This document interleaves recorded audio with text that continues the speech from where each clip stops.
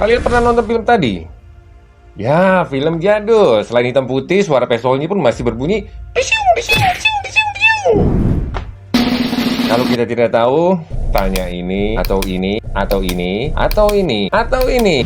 Pembuat film tadi berdarah Minang memiliki anak bernama Film Orang Indonesia. Oleh karena itulah ia disebut Bapak Film Indonesia.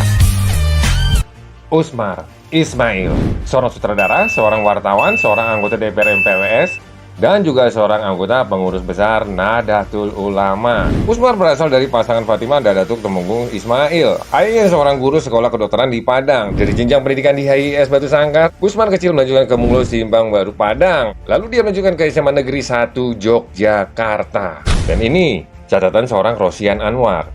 Ketika masih duduk di bangku SMP, Usmar kecil bersama kawan-kawannya termasuk di situ Rosian Anwar. Mereka ingin menghadiri acara perayaan hari ulang tahun Putri Mahkota Ratu Wilhelmina di Pelabuhan Muara Padang. Usmar ingin menyajikan pertunjukan dengan penampilan yang gagah, unik, dan mengesankan. Ia bersama teman-temannya hadiri perayaan itu dengan menyewa perahu dan memakai kostum bajak laut.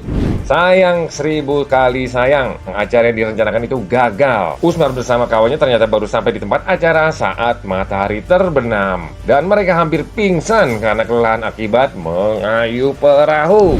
Acara yang gagal itu dicatat Rosian Anwar sebagai tanda bahwa Usmar Ismail memang berbakat menjadi sutradara. Karena dirasa mempunyai daya khayal tinggi untuk menyajikan tontonan yang menarik dan mengesankan. Setelah selesai dari SMA, pemuda Usmar melanjutkan studi di UCLA United States pada tahun 1952 di bidang sinematografi, hingga akhirnya dia mendapat gelar Bachelor of Art.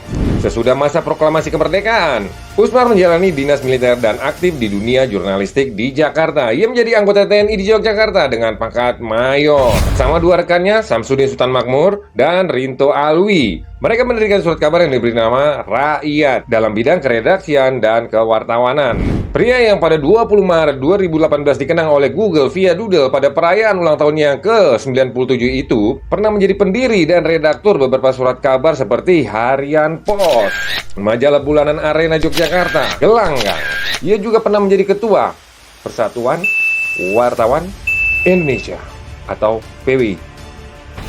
Dan pada perkembangan selanjutnya, Usmar mulai menaruh minatnya yang lebih serius pada dunia perfilman. Ia pernah menjadi ketua Badan Permusyawaratan Kebudayaan Yogyakarta, ketua Serikat Artis Sandiwara Yogyakarta, ketua Akademi Teater Nasional Indonesia Jakarta, dan ketua Badan Permusyawaratan Perfilman Nasional atau BMPN.